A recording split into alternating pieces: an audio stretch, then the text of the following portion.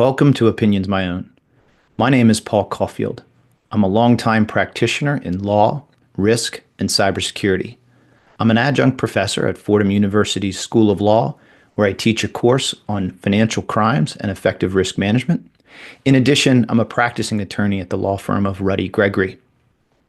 If you've been following this podcast, you know that we've been doing seasons. Season 1 was around anti-money laundering, effective risk management technology in the law.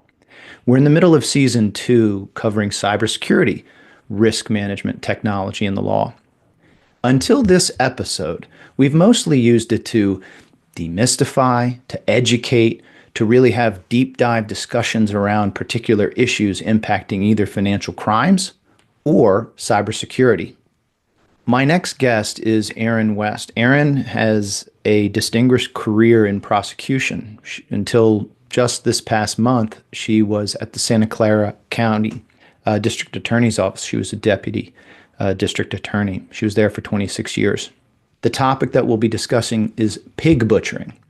If you Google ERIN WEST, if you Google pig butchering, you will get a list of articles, of videos, of podcasts, and even her testimony on Capitol Hill. In talking with ERIN, I challenged us to do something different. Let's not talk about the problem. Let's spend the majority of our time talking about what are the solutions. What is the call to arms that we have to put forth to the private sector, to the public sector, to the governments, be they state, federal, or international. When she and I were talking, we really got visceral, not just about the billions that are being stolen and the billions that are being used to come after everyday citizens and to destabilize countries and governments. We also talked about the despair, the human toll that this is taking. And for those of you who aren't fully aware on what pig butchering is, we will take you on a tour from beginning to end on how this terrible crime is perpetrated. I confess that as we led up to this episode, I had to challenge myself to keep my emotions in check. We do not know the human toll that this is taking.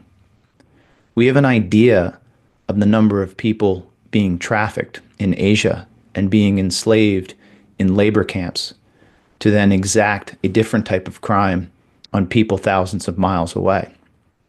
We have an idea on the monies that are being taken, but in aggregate, we have no clue what this is doing to societies at large, the monies that are going to be used for a different type of crime in cyber warfare, cyber terrorism, in political and government destabilization.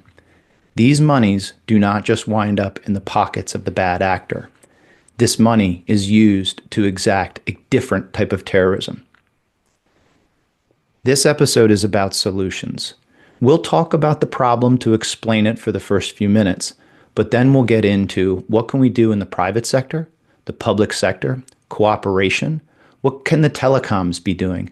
The large social media platforms. What can we be doing as a society? Is there a private sector solution that tells anyone else who doesn't want to participate, and that we can tell, if you're not part of the solution, you're part of the problem? And so with this, ERIN WEST.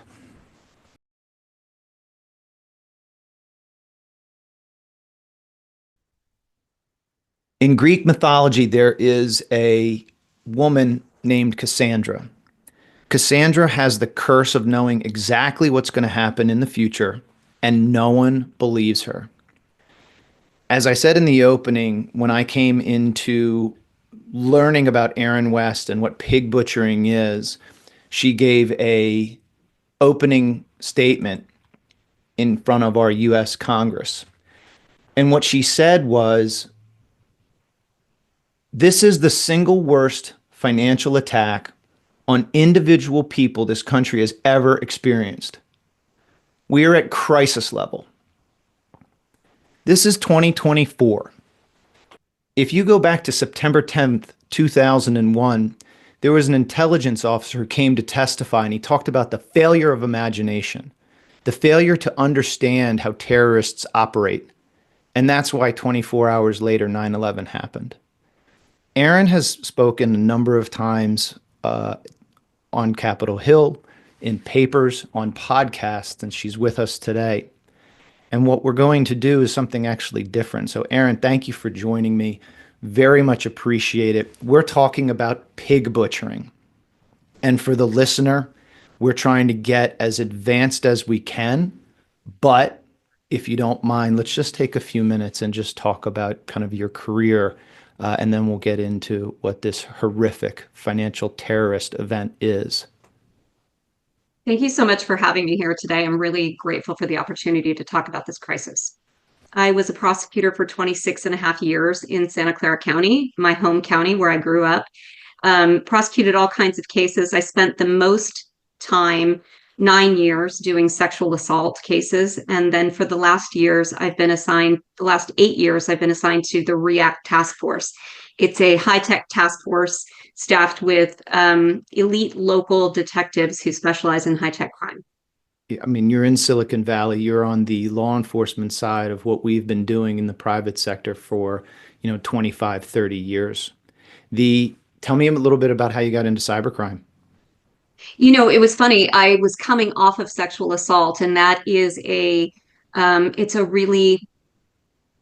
it's a difficult assignment to do for a long period of time because it makes you pretty jaded about the rest of the world. And I was looking for something that was a little less um, mentally mentally devastating. And so I thought, high tech crime. I've got two elementary school age boys. I like the idea of learning what the threats are digitally, educating about the threats online. And I had no idea that during my time doing high tech crime, I would end up finding out that these victims were truly the worst affected of any victim that I met during my 26 and a half years as prosecutor. These victims are wholly destroyed, both mentally, physically, emotionally. I remember in my own DA's office in Manhattan when we started to hear about, identity theft and the Nigerian scams and things like that, 25 years ago. But now you're in something, wholly different. Uh, Pig butchering. Let's do this. Let's start at the beginning. Bring me someplace to some country on where this crime starts, and let's kind of paint the landscape, paint who the person is who is first victimized, and who might be going after them. So take a region. What country or region would you like to start? Let's start with somebody looking for a job in Malaysia. And it's an ordinary person, maybe a bilingual person, and they're looking for a job because unemployment is so high. And so they look to the internet and they see really well done job ads for a live work situation somewhere in Southeast Asia, probably Bangkok. And it looks like a fantastic job. There will be they'll be doing a white collar job like graphic design or maybe even a model or something like that, and they apply to that job. They go through a number of interviews for that job. They get the job, and they get an airline ticket to Bangkok. Let me ask you this. Is there an age demo, a age range that we're looking at? Younger people for this. Definitely, I would say generally for the most part, I mean, almost always under 40, generally under 30, young people. Does it skew one way, man or female, male or female? Um, it feels more male than female, but I wouldn't quote me on that. I'm not the expert on that, but I would say generally, especially in the earlier days, well-educated people who just needed a job during, this was coming out of COVID and people needed work. So they arrive in Bangkok. They are whisked through a different entrance. They are whisked around immigration and put into buses, and their passports are taken from them there. So multiple people will show up at the same time? Yes. Mm-hmm. And they'll be put on buses and they are bused to either Cambodia or Myanmar or Laos, where they are thinking that they're going to this job office situation that they've seen pictures of. But instead, what they find is they are going to a compound, either a tall building that is now there's a fence around it with barbed wire at the top, or a full-on compound where the entire compound is fenced off, and guards with AK-47s are guarding the facility, and nobody's able to leave. They So soon find out that they're essentially trapped in these compounds, and the work they thought they were doing is a complete farce. And what they are going to be asked to do is to scam citizens around the world in an elaborate technique to exhibit mind control over them and get them to make fictitious investments in cryptocurrency. for all intents and purposes, they've been trafficked. They've human trafficking has occurred through deceit and over weeks and months, and they think that they are moving to a better place to provide for themselves and their families. And then after those days, weeks, and even months, they then find themselves enslaved, right? That's exactly what we're talking about. We're talking about modern day human slavery, and happening at a scale that is unimaginable. UN estimated 225,000 people that were actively in this situation, but that was nearly a year and a half, 2 years ago. I was part of a study that estimated it at 300,000 within the past 9 months. It's an enormous number of humans that are stuck, forced to work 17-hour days, and really badly abused. Now, I've seen some of the, I know BBC had a pretty good short documentary on it, but tell me about these cyber slave camps. Yeah, there's been some pretty amazing footage. It was amazing that they were able to get through the door and get offered jobs in that situation. These slave camps are set up dormitory style, where there'll be 8 people to a room sleeping at odd hours, because they are in tune with the time zone that they are attacking, not the local time zone where they live. And within the compound, they are given quotas, and they are given milestones that they have to meet, whether it is attracting enough interest on a WhatsApp conversation, or being able to hook a victim long enough to pass it up the chain to someone else who will deal with them for the cryptocurrency piece. And what happens is some of the most brutal violence that I have ever heard about, and that includes stories from war. These people that are in these compounds, depending on the compound, they range in the level of brutality. They range from being hit with an electric taser, or being made to watch a colleague being hit with an electric taser, to being hit with a baseball bat, to being forced to exist in the dark room where you are hung up by your arms and watched. Every hour the guard switches out, and if you start to doze off, you're hit with the electric baton. Um, This is preconception number one in pig butchering, that people think, and we'll get to the other side of the victim coin in a second. People think that the perpetrators of pig butchering are actually bad actors who are the immediate beneficiaries of monies and any other goods obtained. And in fact, it's actually built literally on the backs, the blood of people who have been duped and enslaved and have no way to get out.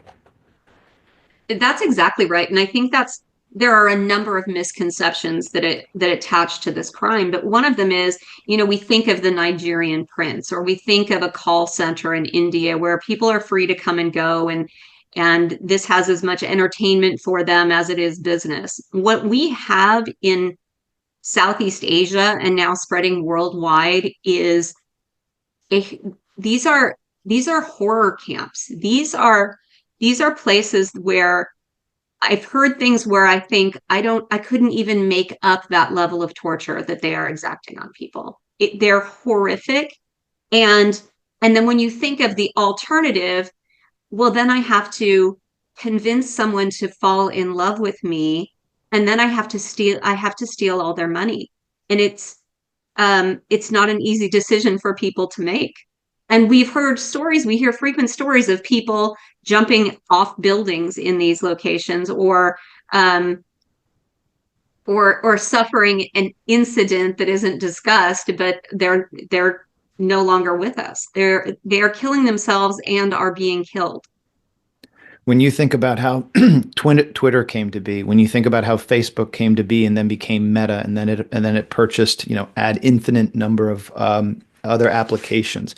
When you think of AI or ChatGPT and OpenAI and how it's been able to proliferate, the amount of time and effort that has been spent was all for the purpose of doing, social good and commercial good. And in this instance, they are creating the evil, and I mean it, the evil equivalent of these types of dominant applications that are able to then extract incredible pain on the other victims. And let's talk about that. How are then these victims who have now been enslaved then both finding that individual person abroad and then scaling to the mass that they've been scaling? Right. So their job once they're locked down is to find victims online. And so if you've ever been hit with a text that appears to be directed to the wrong number, that's just one of the techniques that they use. And they've gotten even more clever. A friend of mine got one this week that said, "Your car is blocking my driveway." I mean, that'll get a response. And that's all they're looking for, is they're looking for you to respond so that then they can drop in a picture of usually a young, attractive female that will say, "Hi, my name's Jessica. I hope I'm not bothering you." And what we know is that people will respond to those. What the World Health Organization tells us is that we are in a loneliness crisis, and people respond to these in a very human way. I think there's also a very big tendency to blame the victim or to cast them as desperate, or or to view them with disdain, as though I wouldn't fall for that. These must be really, desperate people who do.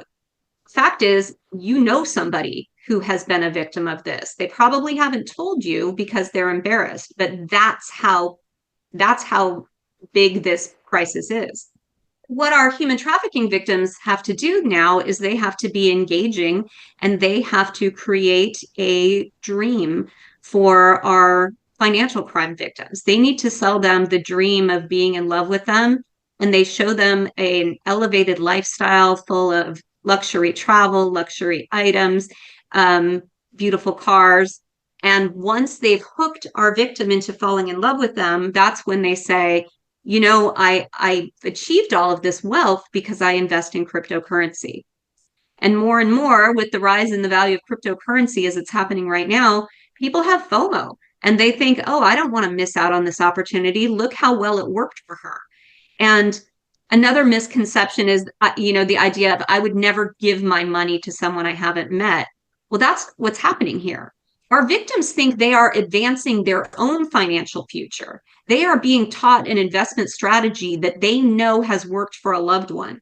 And so they think they're doing this for their own benefit and for the benefit of their family. Do you have a region just like we had the under 40? I agree with you from what my research, much less than yours, my research would indicate more likely than not male, certainly under the age of 40, if not younger, in Malaysia, now been brought to Cambodia in this hypothetical, but most likely realistic scenario. Where would you put the other side of the victim? Is there a predominant jurisdiction or country? Yeah, that's what's interesting is, well, first, the way this developed was they went after Chinese people because they were recruiting a lot of Chinese speaking people to do the work. Um, China ended up cracking down on that in a number of ways that probably would not be effective in the United States for privacy reasons. But after they went after China, then they started going after English speaking countries that have wealth, like Australia, the United States. We're seeing growth in the UK. We know it's hit Europe. Um,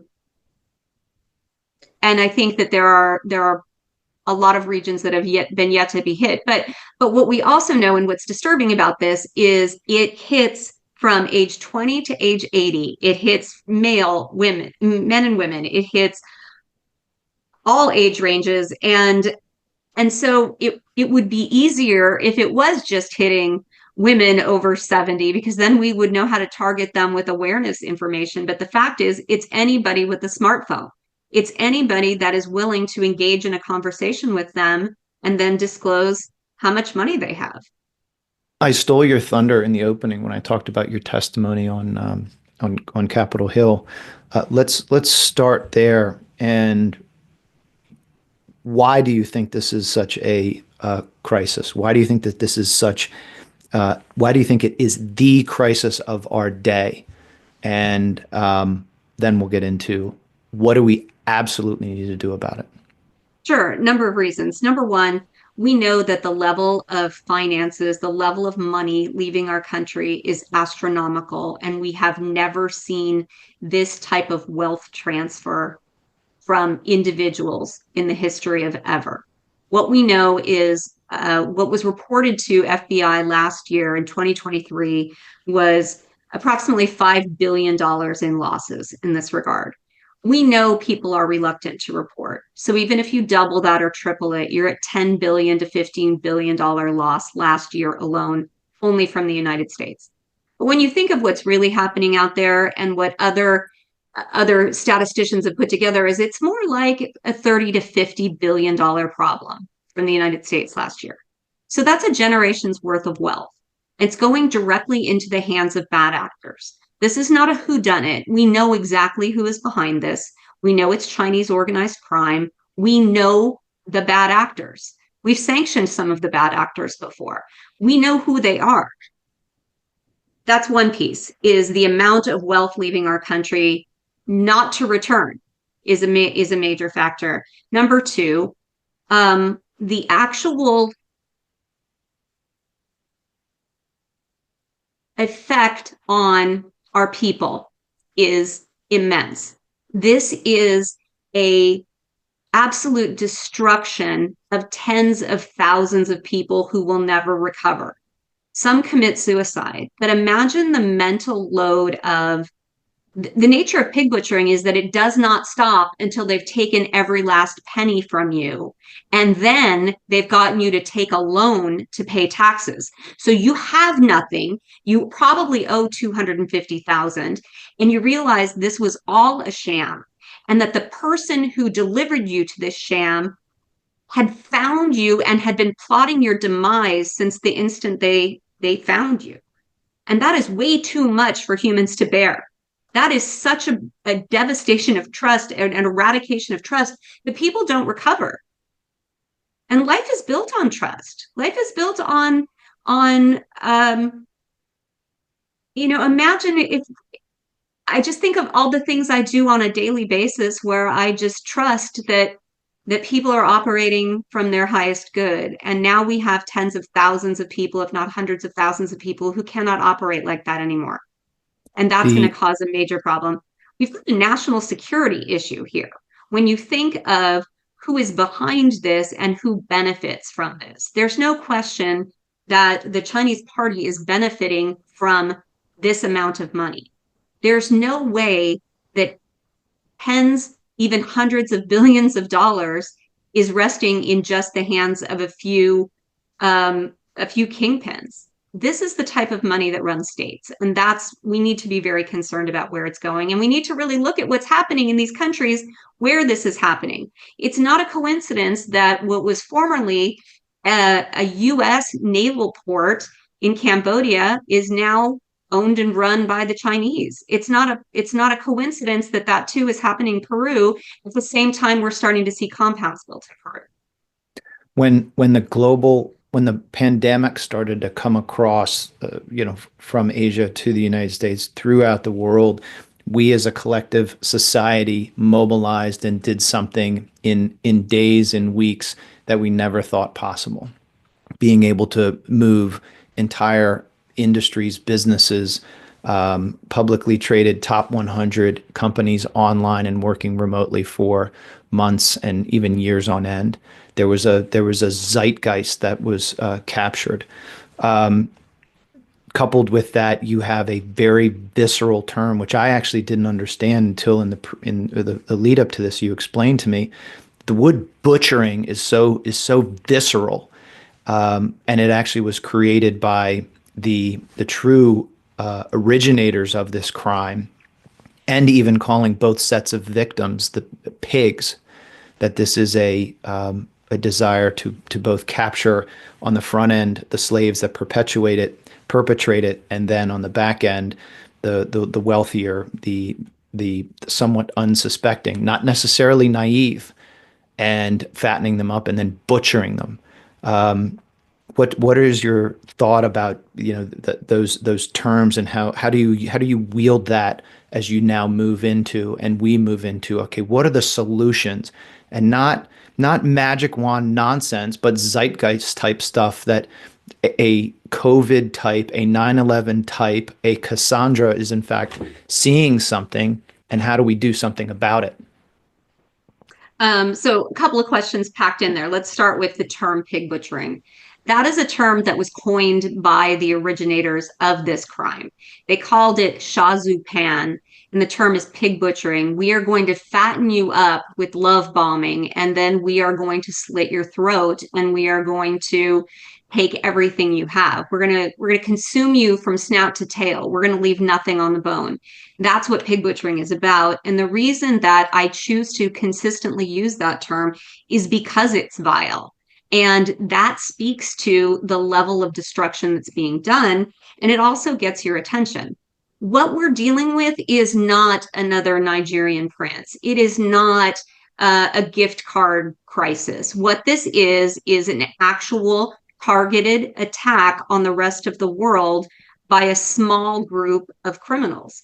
And so when we call it something like financial grooming or a crypto confidence scam, we're not remotely helping people to understand the grandiosity of what's happening here. And I think that knowledge is what enables people to then all of a sudden take this more seriously. Okay, first question, now that we're getting into solutions. How do you then convince, or better, uh, attack the person, young and old, who thinks that's never going to happen to me, I'm too smart, as opposed to our 9/11, if you see something, say something? How do we breach that chasm that exists? Because everyone thinks they're not going to be duped, and they're not going to be a pig. What we've got to do is we've got to reduce the stigma. Now, this is not an easy task, but what we need to do is we need to create a softer landing pad for people when they do come forward. And I'll give you an example of what's not happening. So a woman was willing to go on a Denver TV station and explain what happened to her. And then I read the responses in YouTube after what she wrote, and they were horrific. They were so derogatory and terrible about this woman who was telling her story. We've got to change the narrative here and explain that you know someone that this has happened to, and we've got to be able to support the people who are willing to tell their story and do it in a way that is helpful. And we need the media's help with that. We need the media to not just portray these people as the lovelorn who, were looking for love and they're so sad and desperate. What we need to portray these people as who they are. They're your neighbor. They're your kid's soccer coach. They are the person sitting next to you on an airplane. They are people you know, because I have never talked to anybody who is a victim of this who has not said to me, "ERIN, I'm a really smart person." And they are. They have PhDs. They are doctors. They work in finance. That's who these people are. One of the things that you've done with TRM Labs and Operation Shamrock is on the technology side, those that are around crypto. You now have, I think, chain abuse that is aligned with TRM Labs. So in the technology, a little bit of the crypto players, you have a reporting mechanism. What about, where can we get that, be it anonymous or maybe not anonymous ability to centrally report this data. Any thoughts there? Yeah, no, that's definitely a piece of this. Victims now are reporting to 17 different places and they're hearing nothing back, and that's not acceptable. What we need to do, and one of our missions in Operation Shamrock, is to have a central reporting system that serves a couple of purposes. Number one, it gets a victim's case in front of a trained investigator in the shortest amount of time possible. Operation Shamrock has partnered with Chain Abuse to have our vetted, trained investigators looking at cases that come into chain abuse in real time so that we have our best chance of recovering assets. Two, what chain abuse does is it is now collecting fields of data that had not previously been collected in any way. Nobody was collecting in an organized fashion the WhatsApp number of a perpetrator, any IP addresses, any social media handles, or even providing a better mechanism for collecting the cryptocurrency addresses. So what chain abuse is solving on a second level is now we have a better data field from which we can really start to look at trends and fixing this problem. The third and my favorite thing about what this partnership enables is that now victims, when they report there, will get an immediate auto response that's going to serve a number of issues. One, it's going to give the tough love information that they need. And the truth of the matter is, it is highly unlikely that you are getting any money back. So please don't pay the charlatans, the secondary scammers who tell you that they can get money back for you. And also, we're going to direct you to resources where you can get help. We're partnering with AARP, who does excellent peer support groups that form as soon as people come in and fill the next group. That's how our victims are going to get heard and understood, is by being able to tell their story in a mechanism that is meant to be supportive of that. Where can people go to report to chain abuse? Let's definitely put it in the show notes. There is a link, but it's chainabuse.com. It's associated with TRM Labs. Is there any private sector, public sector information sharing or collaboration there? That's definitely another issue that needs to be handled. And that was actually the entire goal of Operation Shamrock when I formed it. I started learning about the vast amount of data that Meta has. And I started comparing that to information that I was hearing from NGOs in Southeast Asia who said, well, I have cryptocurrency addresses that I can tie directly to compounds. And it became obvious to me, we need to get all of this information in the same location so that we can be disruptive and that we can make an effort to shut this down. So I will say that is slow going. I will say that that is not as easy as you might guess. And I loved your analogy to what happens when people recognize the crisis like they did during COVID. Things, we were able to push fences a little bit to make things work. We were able to bend rules a little bit to make things work. Now, I'm not asserting in any way that we should do anything illegal, but what I am saying is that we've got to, one of my favorite phrases is, what if we could? What will it take for us to be able to share that information so that we stop enabling bad guys to take all of our money and to destroy humans in the process on both sides? On the positive side, we've seen states versus the federal government be more, I would say, unified and forward thinking. If you think of, some things around cannabis, if you think about online gaming, if you think about now cryptocurrency, particularly in my state, New York, we're seeing some bright spots around at the state level. We also have some forward-thinking areas like the EU and certainly Australia. As you think of those areas that are kind of rich with thought and ingenuity and that desire to push the fences, how could you see getting a toehold of establishing Operation Shamrock or chain abuse to have some collective of private, public, government sectors being able to create something, and then we'll get to the ones that are a little bit more difficult to adopt. Yeah, so let's start with the easy ones. To me, once I realized how big this problem was and how few local and state agencies had any kind of cryptocurrency competence. My team and I built the Crypto Coalition, and that is a grouping, a coalition of local, state, and now international, federal and international, actual current law enforcement practitioners doing this work. We have over 2,000 of us who are part of this listserv. We do webinars, and we are having a conference, our third conference in January of this year. That is a workable model of how you bring people together and hear differing voices and work together toward a common good.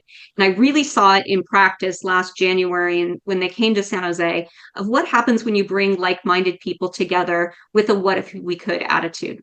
And I just got off the phone this morning with a detective in Florida who's like, I've got this idea for what we could do. I haven't seen it done, and I was like, these are the kind of ideas we need to hear. This is like nothing we've ever seen before. So we need to think differently than we've ever seen before. So when I think of, okay, so that's a model that works. We've brought together state and local law enforcement in a really cohesive way. And so then what I found has been an easy add to that is credit unions and small banking. They want to be part of this. They are watching victims lose all of their money, take all of their money out of their banking, and plenty of them are desperate to stop them from doing it and are having trouble getting that done. So the next easy group to bring together is a community of banking that we can then share information between law enforcement and banking. So go back to law enforcement for a quick sec. There's never been an organization of state and local law enforcement committed to something like this.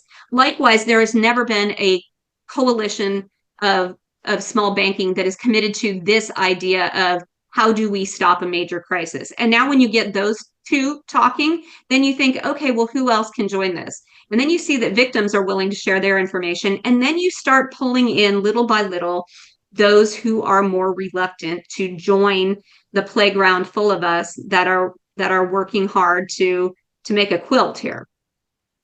I think some of the things that I've thought about is, for example, people come together to listen to music and pay now exorbitant prices.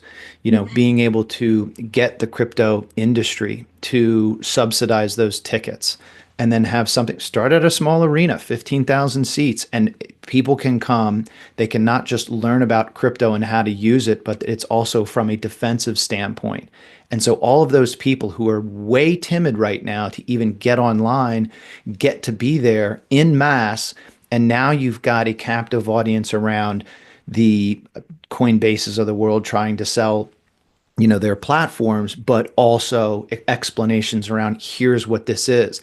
And it's definitely not a crypto led, but it's a crypto kind of carrot to come in and talk about financial, about what pig butchering is, about that. And then you get media, and then you get a little bit of a different type of, attacking the problem. Again, why did Facebook become Facebook and AI? Because people like me and you were like, this is cool. It's not because you and I are prosecutors or were. It's because we were everyday citizens, and we thought it was neat to get in contact with our former, college, roommates. Yeah. The unification. Okay. Tell me about the biggest platforms. Now let's maybe pick on some of these larger platforms, whether it's telecommunications or social media. What could we do? Obviously, China did it in a much more heavy-handed, if not illegal way outside of its borders. How can you entice the social media platforms or the telecoms to do things right now, which I believe if you go into some Muslim countries, I can't go online and gamble. I cannot go gamble. I certainly couldn't access. You can't get on Reddit. You couldn't get Reddit. You couldn't get anything. I was going to go with the more prurient interest type stuff, but no, you're right. You've got geofencing. You've got, very, very strict rules. Let's turn a spotlight on these telecoms and the social media platforms. Why do I have to, the individual, why do I have to be that first line of defense when they're oozing technology and information security for their own means. Um, Well, my argument is that should not be your job. My argument is that you should, if you are entering one of these platforms, you should be able to assume that it's not chock full of predators waiting to get their hooks into you. And unfortunately, that we've seen Meta tell us last week that they took down 1 million or 2 million profiles. My issue is how did they get there in the first place? And how many more are on there? And what is 1 million in relation to? How did this happen? How did it come down? Because we are dealing with the very best technology in the world.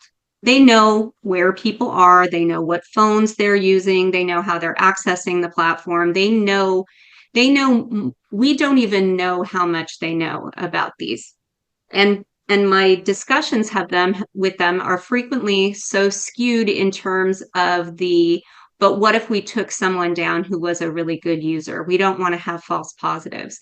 And um, we are in a time of crisis. We are in a time of crisis so that if you took down everybody within Haicheng, which is we could tell you the geographical coordinates of this compound that's been described as hell on earth by people who are there, then I think you could make an argument that if you were a legitimate user within those coordinates, first of all, there is no legitimate user in those coordinates, but then maybe you need to go somewhere else. Maybe you need to go 2 miles down the road if you need to be on Facebook. I think a great argument for Meta would be to brand themselves as the brand that is making this stop. They are the brand who is seeing the world destruction that is coming from this, and they are not going to allow it on their platform anymore. I'll give a plug to American Express, and they were the leaders of fraud, where your account would be misused. All you'd have to do back then, get on the phone, call them, and it was literally taken off your account right away. Other banks and credit companies have now followed suit. But I will say, in an informal poll, I bet most users who are familiar with the American Express experience would say they're fantastic at that type of work in the financial services sector. And so maybe with Meta, maybe with a Twitter, or pick a handle, WhatsApp, you know, it's not necessarily in the US, but maybe it is coming out of the EU, where it's Yeah. no, you are now required to do this, because just like a bank or a credit company is going to bring certain levels of protection to you in the financial consumer standpoint, we're going to bring something to you in the social media consumer standpoint, and it's now required. Yeah, you make two interesting points. One is, what if they would just do this to enhance their brand when actually the opposite is true right now? Like, how many people have you talked to whose account has been compromised, who have encountered a scammer, have tried to ask Meta to take it down, and the response is always, they're not helpful. They're not helping me. I can't get help, right? Like, that's their brand. And what if they could just decide to American Express their way out of this and flip that? But if they're not going to do that just because it's the right thing to do, then yeah, I think we do look to other nations that are making it happen, making it a requirement. And Australia just passed the you have to be 16 to be on social media law. Australia is looking at, what if we allocated the victim loss between bank, telco, and social media, which I think, quite frankly, is the more fair way to look at this. It feels like banks are left holding the bag always, when they're not the only one involved in how this scam has been perpetrated. Yeah, look, I was at banks for more than 15 years, and we would be examined time and time again on what are you doing from an AML standpoint, anti-money laundering standpoint? What are you doing from an information security standpoint?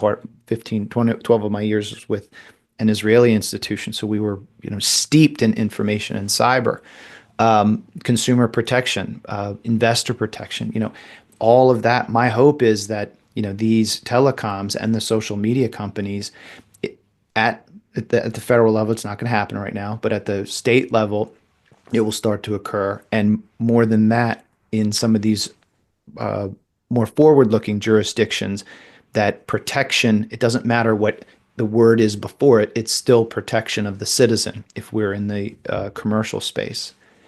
You had an interesting set of comments over your interviews, testimonies, things when we talk about trusted parties and multi-party approval with some of the more at-risk demographic, that particularly being the elder abuse scenario.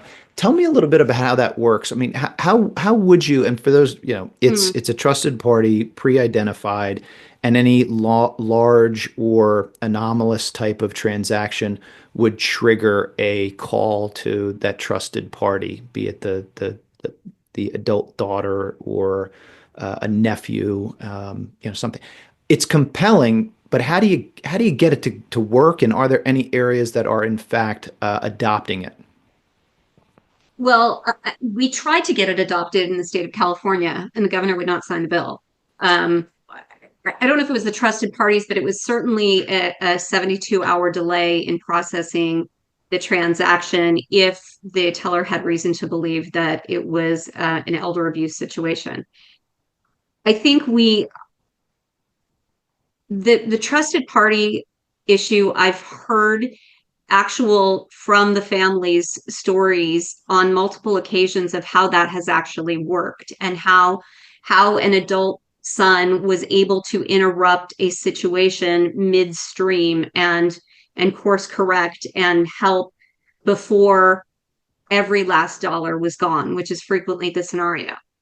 There's a whole trade-off here in terms of personal license to do what you want and sort of being forward thinking in the perhaps I could get misguided one day, and I do rely on my child to be able to help redirect me. um, I think I think we need to start accepting the new normal is that we are under attack. And when you get attacked, it is going to be by sophisticated uh, psychological methods that you may not be able to see your way out of very clearly. And that's what's happening. They've brought in PhDs to educate them on how to commit these crimes.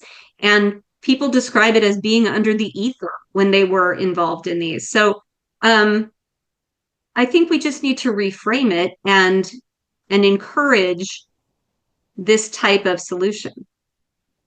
There's one more, and we talked about the physical approach and trying to get everyday citizens together. I had emailed you this about, look, I do think that there's a commercial opportunity to create something that is made for this individual citizen, shared with the individual citizen, that the individual citizen can then start to adopt an overlay over their apps.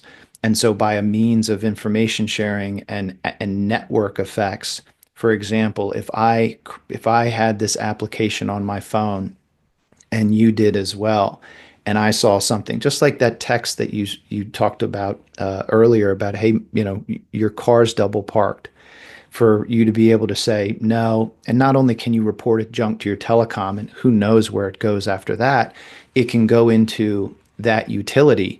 And the more people, and let's say I'm on it, I know that that's something that is likely some type of level of phishing. And whether it's phishing, pig butchering, you name it, it's then quarantined, and then it automatically keeps it at bay. That might be a way to just say, okay, fine, government, you're out. Financial services, telecoms, whatever, you're out. And there's going to be someone who can create this that all the citizens are going to adopt, because I don't want to hear from these people again, or these numbers, or these IP again. And I want to be able to lean on what ERIN says. And I'll give you the adverse of the criticism there. Well, what happens if people start to, do it to everyday citizens just as a prank or a bullying? Right. Again, if that person is active in the community, it's like a credit score. It's like credit behavior. More Mm-hmm. more likely than not, the more active you are, the more likely than not that you're actually good. And when they Right. start to see that number performing well, actually you are then greenlit. So no one can then undercut it, even if they were to intentionally try. It's the same thing around blockchain when people think about you need that multi coordinated attack to crack and to infiltrate a blockchain, and that's why it's distributed. It's the same type of idea. I think that there's a lot of credibility to the idea of what are solutions that will work without waiting for the government or social media or some other big entity to do what we think is the right thing here. We've got to figure out ways to keep ourselves protected from massive threat. What have I missed? So I've retired, and so I have full-time Operation Shamrock. So I'm spending the month of December getting that organized, finding the right leadership to continue moving it forward. And I'm excited to see what the next year will bring. Definitely action. That's what we are known for at Shamrock. We're not, we're not policy people. We are, let's figure out how to make things happen now. And so there will be more training, there will be more community building, there will be more opportunities for victims to get heard, there will be more awareness building, there'll be more speaking loudly, there'll be more training. The criticism on 9/11 occurring was we had that lack of imagination. If you read the 9/11 report, and to this day, we have that lack of coordination and collaboration, public sector as well as private sector, as well as public and private sector. In the Bernie Madoff, we had something a little bit different. We actually had an accountant who saw it for years, and the SEC just wasn't paying attention to this.